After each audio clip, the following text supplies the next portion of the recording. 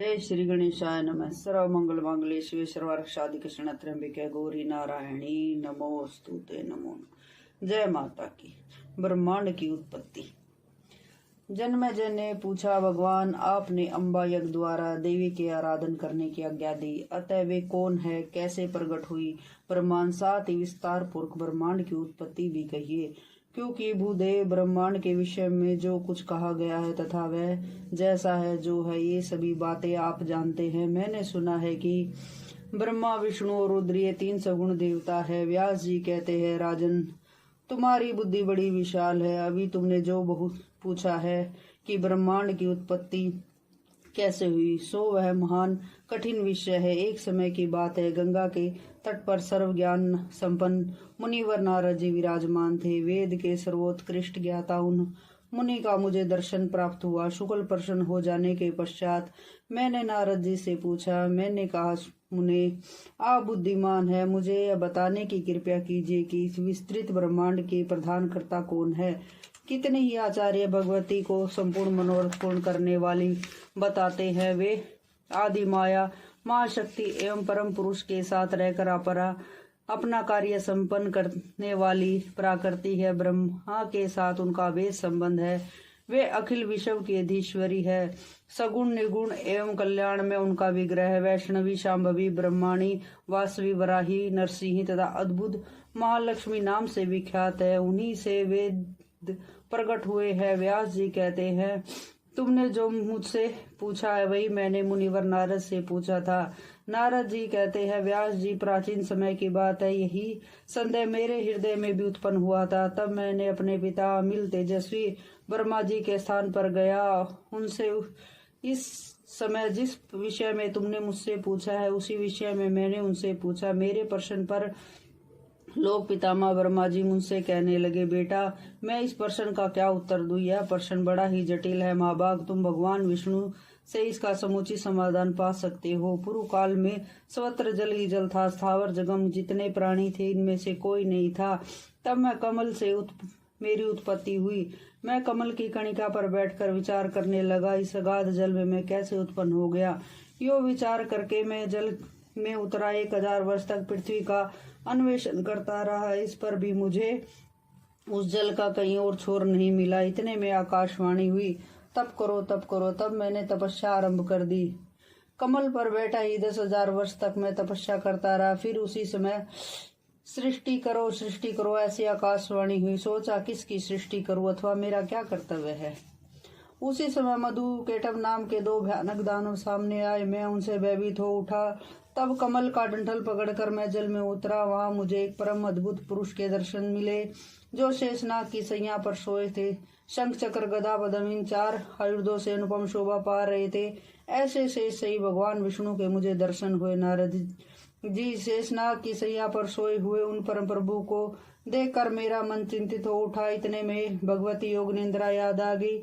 मैंने उनका सत्वन किया। वे कल्याणमयी भगवती श्री विष्णु के विग्रह से निकलकर अत्यंत अचिंत्य रूप धारण करके आकाश में विराजमान हो गई। तब तुरंत ही श्री हरि उठे। उन्होंने मधु और केटव के साथ 5000 वर्ष तक घमासान लड़ाई की। तब वे दैत्य मरे। पहले देवी के कटाक्ष से मधु और केटव मोहित हो गए। इसके बाद भगवान विष्णु ने गोद में लेटाकर उनके प्राण हर लिए।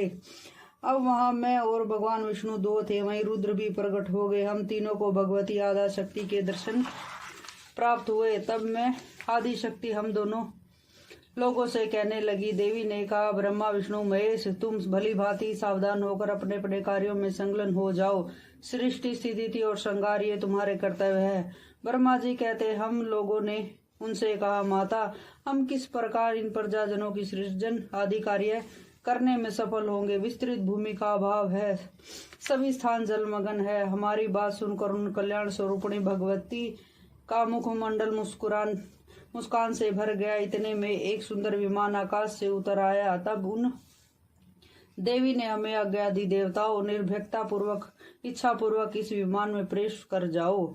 आज मैं तुम्हें एक अद्भुत दृश्य दिखलाती हूँ। उस रतन जड़ित विमान पर चढ़कर हम लोग आराम से बैठ गए। ब्रह्मा जी कहते हैं, मन के समान तीव्र गति से चलने वाला वह विमान जिस अपरिचित स्थान पर गए वहां संपूर्ण फलों से लदे अनेक प्रकार के सुंदर वृक्ष थे।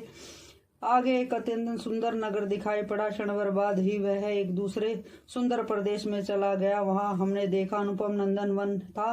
सैकड़ों अप्सरा, यक्ष, गंधर्व, विद्याधर उस पारिजात के उपवन में गाते विहारते थे। देखा तो वहीं महाभद्र इंद्र भी थे। उनके समीप उनकी प्राण प्रिया सची विराजमान थी। उस स्वर्ग के दृश्य को देखकर हम आश्चर्यचकित रह गए। इतने में वह विमान तेजी से चल पड़ा और दिव्य धाम ब्रह्मलोक में जा पहुंचा। वहां एक दूसरे ब्रह्मा विराजमान थे। उन्हें देखकर भगवान शंकर और विष्णु ने मुझसे कहा, चतुरानन, ये अविनाशी ब्रह्मा कौन है? मैंने उत्तर दिया, मुझे कुछ पता नहीं, सृष्टि के अधिष्ठाता ये कौन है? इतने में मन के समान तीव्र गति वाला वह विमान तुरंत वहां से चल पड़ा और कैलाश के सुरम्य शिखर पर जा पहुंचा।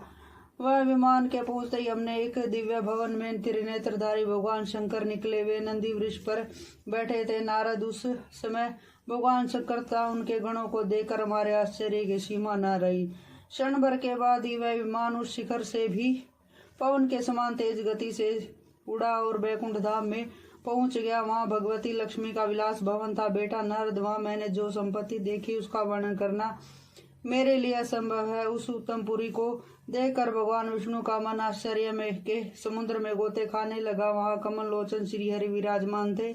इतने में ही पवन से बातें करता हुआ विमान तुरंत वहां से उड़ा और आगे अमृत के समान मीठे जल वाला समुद्र मिला। वहीं एक मनोहर द्वीप था। मंदार और पारिजात वृक्ष उसकी शोभा बढ़ा रहे थे। मनोहर वृक्ष उस द्वीप के कोने कोनों में शोभित थे। उसी द्वीप में एक मंगलमय मनोहर पलंग बिछा था। भांति भांति के रत्नों से उनकी विचित्र शोभा हो रही थी। उस समय पलंग पर एक दिव्य रमणी बैठी थी। उनके गले में लाल रंग की माला थी। लाल वस्त्रों से श्री विग्रह सुशोभित था। वे ऐसी प्रभावपूर्ण देवी थी मानो सैकड़ों बिजलियां एक साथ चमक रही हो। वैसी सुंदर स्त्री को मैंने कभी नहीं देखा। पास में अनेकों साधक बैठकर हिम इस मंत्र का जप कर रहे थे। भुवनेश्वरी, महेश्वरी आदि नामों से हृदयागमन करने वाली देव कन्या चारों ओर बैठी थी। उन्हें देखकर हम सभी मान आश्चर्य में पड़ गए। आपस में कहने लगे, ये सुंदरी कौन है और इसका क्या नाम है? हम इसके विषय में बिल्कुल अनभिज्ञ हैं। नारद, तब भगवान विष्णु ने उन चारुहंसनी भगवती को देखकर विवेक पूर्वक निश्चय कर लिया कि ये भगवती जगदम्बिका है।